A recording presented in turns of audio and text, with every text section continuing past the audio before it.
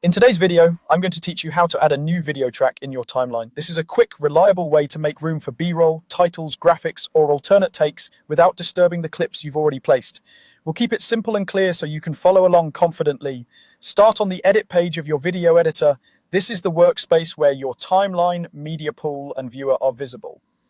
If your layout looks different, that's okay. The key area we're working with is the timeline at the bottom of the screen. Look to the far left of your timeline where the track headers appear. These are the small panels labeled with things like V1 for your first video track and A1 for your first audio track. The headers show track names and controls, and they sit at the beginning of each horizontal lane of media. You don't need to click inside the timeline clips themselves. Focus on the header area. Move your cursor over one of the track headers. Any video header will do, such as V1. Then right-click directly on that header.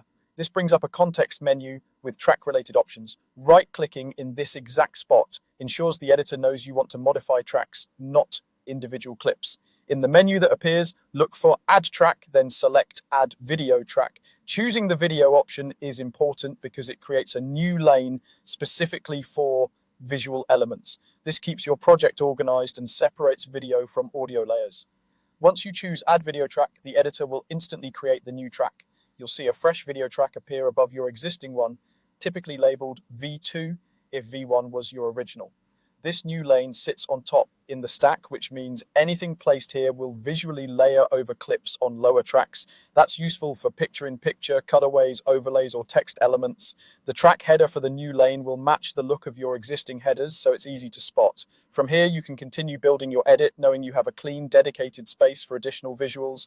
Adding tracks this way helps keep complex timelines readable and prevents accidental changes to your main footage. If you ever need more space later, you can repeat the same action to add another video track above the current top layer.